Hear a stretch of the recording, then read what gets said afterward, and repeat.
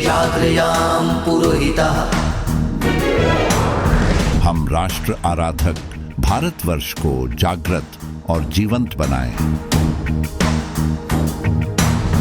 युग युगीन भारत के कालजयी महानायकों की तेजस्विता की गौरव गाथा।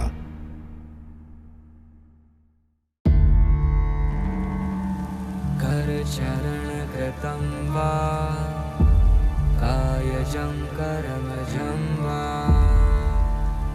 श्रवणनयनजं वा मानसं वा पराधं विहितमविहितं वा सर्वमेतत् क्षमस्व। जय जय करुणाब्दे श्री महादेव शंभो।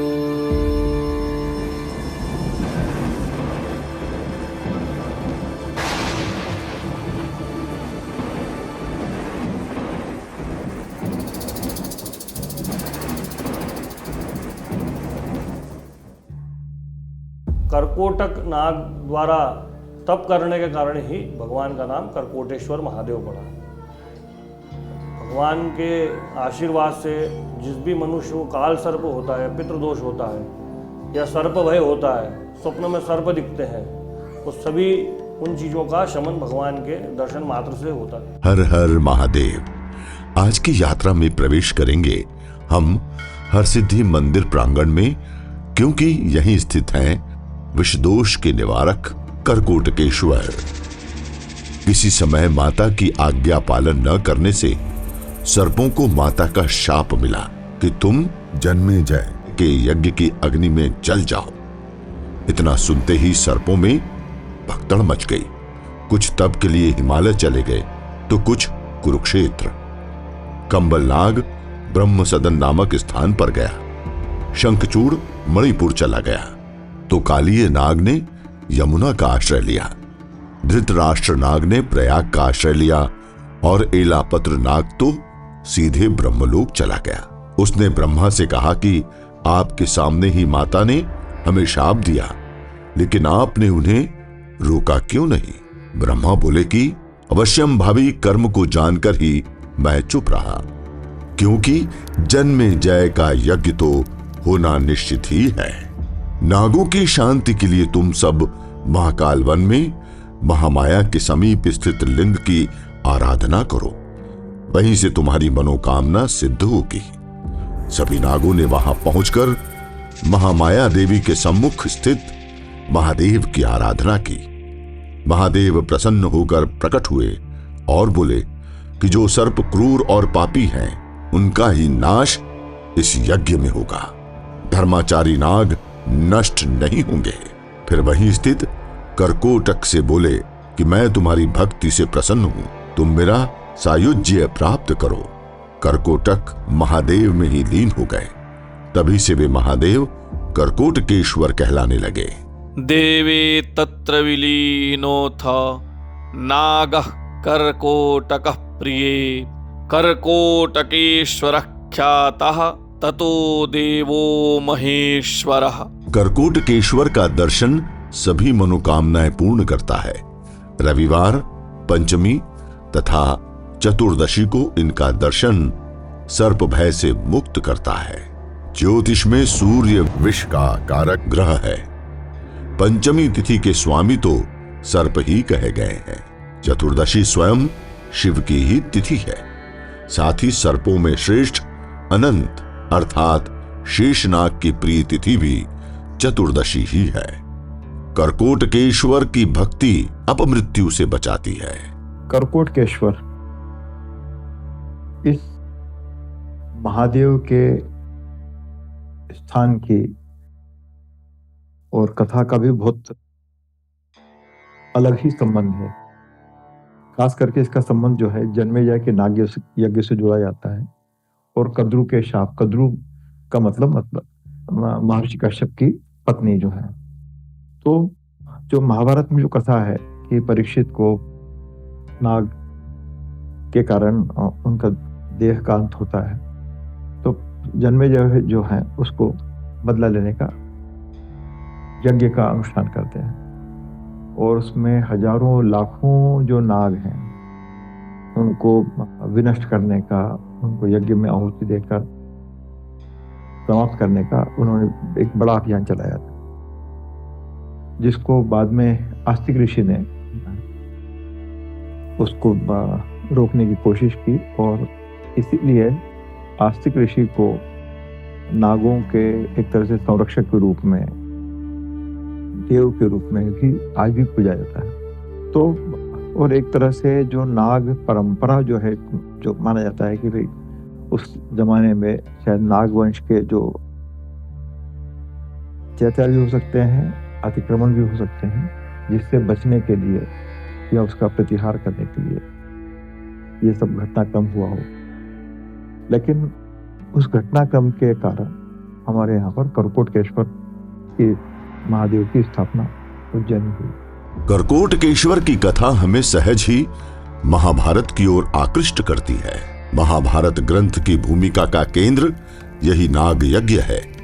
इसी नाग यज्ञ के समय व्यास का आगमन हुआ और वहीं जन्मेजय ने कहा कि आपने कौरव और पांडवों को प्रत्यक्ष देखा है, कृपया उनकी कथा कहिए। वही कथा महाभारत कहलाई। सर्प माता कद्रु के जिस शाप की चर्चा यहाँ की गई है, वह प्रसंग भी महाभारत में पूर्ण रूप से मिलता है। गरुड़ माता विनिता और नाग माता कद्रु उच्चैश्रवः अश्व के वर्ण को लेकर चर्चा करती हैं। विनिता उसका वर्ण श्वेत बताती हैं, किंतु कद्रु कहती हैं कि अश्व का सारा शरीर तो श्वेत है, किंतु पूंछ काली है। दोनों ने निश्चय किया कि कल अश्व को देखेंगे। जिसका मत असत्य सिद्ध हो वह दूसरे की दासी बने।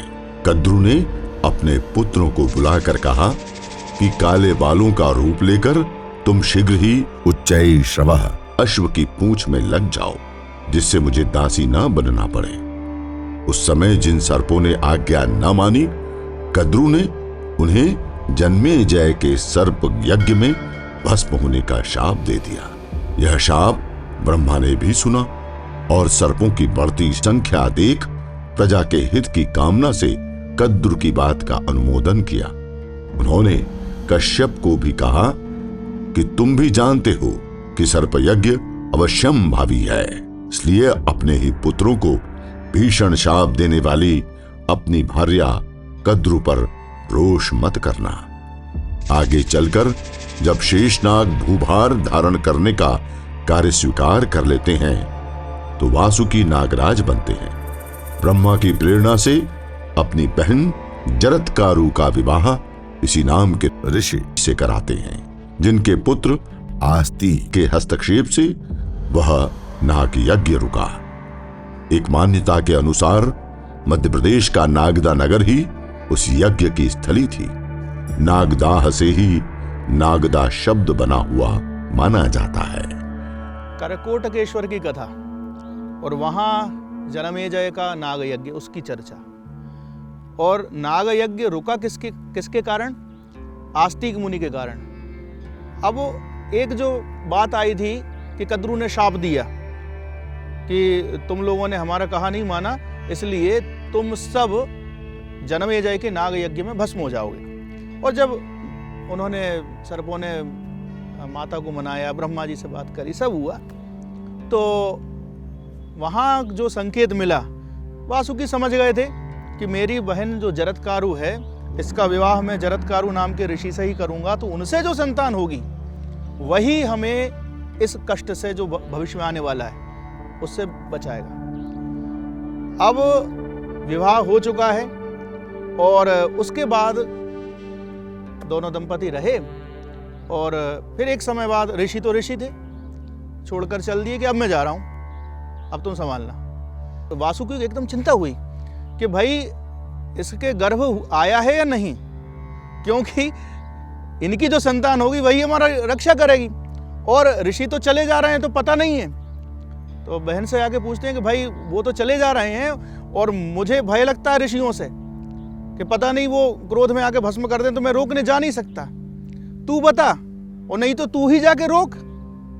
तो कुछ है संतान की संभावना, गर्भ है क्या? तो बोले जब महाराज जा रहे थे पतिदेव तो मैंने उनसे पूछा था तो उन्होंने केवल इतना कहा अस्ति। अस्ति अर्थात है, संस्कृत में है के लिए अस्ति शब्द चलता है। और बोले मेरे पति कभी उन्होंने विनोद में भी, मजाक में भी कभी झूठ नहीं बोला है, तो इसलिए मुझे विश्वास है कि गर्भ होगा। फिर जब वो बालक का जन्म हुआ और चूंकि वो उसके पिता अस्ति कह के गए थे, इसलिए अस्ति से ही नाम बन गया आस्तिक। फिर आस्तिक मुनि थोड़े बड़े हुए और उसी बीच वो नागयज्ञ का प्रसंग, और फिर वासुकी को याद आई कि भाई इसका काम अब बन रहा है। तो आस्तिक को कहा कि भाई जिस कारण से तुम्हारा जन्म हुआ है, तुम्हारी माता ने इतना ध्यान रखा, वो समय आ गया है। तो उन्होंने कहा कौन सा कारण, कौन सा कार्य? तो बोले भाई इस नाग यज्ञ को तुम ही रोक सकते हो।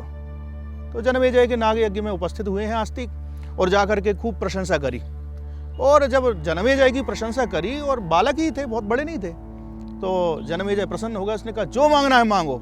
और जैसे ये मांगने हुए, इतने में ही जनमेजय का तुरंत ध्यान गया कि नहीं रुको, पहले वो तक्षक को आने दो, वो आए बिना काम नहीं चलेगा, क्योंकि जब तक तक्षक भस्म नहीं होगा तब तक तो मेरे नाग यज्ञ में सफल मान ही नहीं सकता। और सबको पता है कि वो इंद्रासन पर बैठ गया था। फिर ऋत्विजों ने उसी प्रकार से आहुति दी, ऐसा आवाहन किया कि स्वयं इंद्रासन ही डोल गई। और फिर इंद्र ने कहा भाई भागो यहाँ से। और उसके बाद तक्षक गिरा, और जैसे ही तक्षक गिरा है और आस्तिक ने कहा यही सही समय है, अभी मांग लेना चाहिए। उन्होंने कहा महाराज महाराज आपने कहा था कि मुझे आप कुछ देंगे जो मैं मांगूंगा। तो बोले हाँ हाँ, तो क्या मांगते हो? तो कहा कि आप यह नाग यज्ञ रोक दीजिए और अब कोई नाग इस यज्ञ कुंड में भस्म ना होने पाए। तो उन्होंने कहा ये कैसे हो सकता है, मूल तो तक्षक के लिए ही हो रहा था और वो अब आ रहा है और आप मना कर रहे हो। काफ़ी देर बात हुई, लेकिन वहाँ जितने भी संत समाज के लोग थे, मंत्रीगण थे, सब ने कहा कि महाराज आप वचन दिए हैं, अब आप पलट नहीं सकते, तो आपको मानना पड़ेगा। राजा को भी लगा कि मैं कुरुवंशी हूँ, ठीक है। इसके बाद जब नागयज्ञ बंद हुआ, फिर एक प्रश्न उठा, ये तक्षक गिरते गिरते रुक कैसे गया? ये तो स्वर्ग से गिरा आ रहा था। तो फिर किसी ने कहा कि जिस समय ये गिर रहा था तो आस्तिक मुनि ने धीरे से रुक जा रुक जा रुक जा ऐसा 3 बार कहा, तो वो वहीं ठहर कर रह गया। और फिर आस्तिक को यह वरदान मिलना सर्पों की ओर से कि जो भी तुम्हारा स्मरण करेगा उसको सर्प भय नहीं होगा। और आज भी आस्तिक मुनि का स्मरण करते हैं सब। करकोटकेश्वर की कथा में जिस करकोटक नाग का उल्लेख है, उसका भी एक महत्वपूर्ण प्रसंग महाभारत में है। द्यूत क्रीड़ा में सब कुछ हार कर पांडव वनवास काट रहे हैं। एक समय बृहदश्व मुनि का वहां आगमन होता है। युधिष्ठिर कहते हैं कि क्या मेरे जैसा कोई और भाग्यहीन राजा इस धरती पर हुआ है? क्या किसी और ने कभी इतने संकट सहे हैं? बृहदश्व कहते हैं कि नल ने आपसे भी अधिक कष्ट सहे हैं और उनसे मुक्ति भी पाई है, इसलिए आप भी धीरज मत छोड़िए।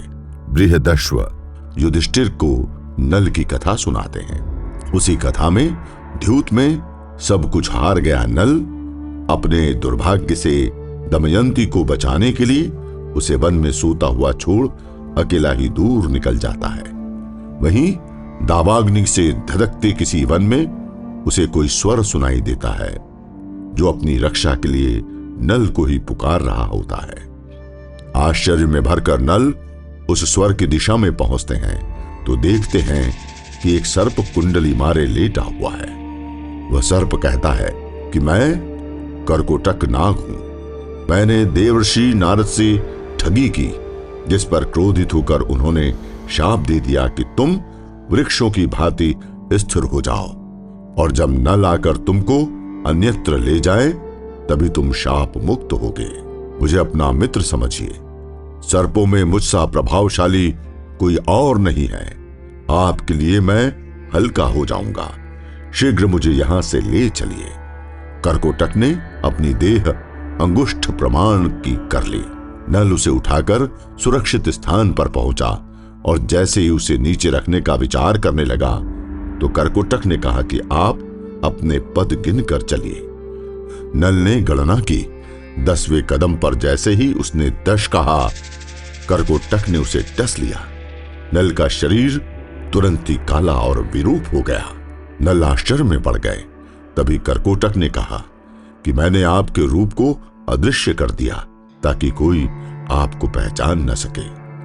छल कपट रहित आपको जिस कलियुग ने पीड़ा दी है, आपके भीतर बैठा हुआ वह कलियुग मेरे विष से दग्ध होकर पीड़ा पाता रहेगा जब तक कि वह आपके शरीर को छोड़ न दे। मेरे प्रसाद से अब न तो आपको हिंसक जीवों और शत्रुओं का भय रहेगा और न ही किसी शाप का। आप पर विष का प्रभाव नहीं होगा तथा युद्ध में आप सदा विजयी होंगे। अब आप स्वयं को बाहुक नामक सारथी बताकर राजा ऋतुपर्ण के समीप जाइए। आपसे अश्व विद्या सीख कर बदले में वह आपको द्यूत विद्या सिखाएंगे। आप अपने परिवार और राज्य को पुनः प्राप्त करेंगे। जब भी आपको अपना पुराना रूप पुनः प्राप्त करना हो, यह वस्त्र ओढ़ लीजिएगा। ऐसा कहकर 2 दिव्य वस्त्र नल को देकर करकोटक अंतर्धान हो गया, जो अपने रक्षक नल को कष्ट से उबारने प्रत्यक्ष सहयोग एवं मार्गदर्शन करता है, जिसका दंश भी उपकारक सिद्ध होता है। ऐसे करकोटक के ईश्वर हैं करकोटकेश्वर। जीवन में कुछ घटनाएं जब अचानक से घटित होती हैं, तो मनुष्य को समझ ही नहीं पाता कि यह क्या हुआ और क्यों हुआ। कभी कभी तो हम अनेक घटनाओं को दैनंदिन जीवन की सामान्य घटना समझकर भूल भी जाते हैं, लेकिन जब भविष्य में उसका संबंध किसी बड़ी घटना से होता दिखता है, तब प्रकृति की माया हम समझ पाते हैं। जन्मेजय का नाग यज्ञ अवश्यंभावी था, लेकिन कद्रू का शाप उसी के साथ पहले ही जुड़ गया, क्योंकि कद्रू के शाप के बाद ही वासुकी जान गए थे कि इस यज्ञ को रोकने के लिए आस्तिक का जन्म हुआ है। राजा नल भी करकोटक के दंश से अचंभित रह गए थे, लेकिन उसी के कारण वे शत्रुओं से अपना रूप छुपाकर अपने कष्ट की निवृत्ति के उपाय कर सके। कथा में करकोटकेश्वर महामाया के सम्मुख कहे गए हैं, यद्यपि ये हरसिद्धि मंदिर के अत्यंत निकट है, किंतु सम्मुख न होकर पार्श्व में है। महामाया से कुछ दूर होते हुए भी सम्मुख है। संभव है कि जिस समय की यह कथा है तब हरसिद्धि की स्थापना न हुई हो। हरसिद्धि मंदिर परिसर के वायव्य कोण में यह मंदिर स्थित है।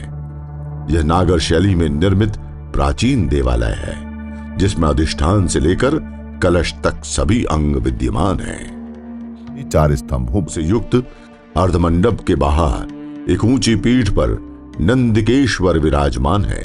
संभव है कि किसी समय यह प्रतिमा मंडप में ही रही हो।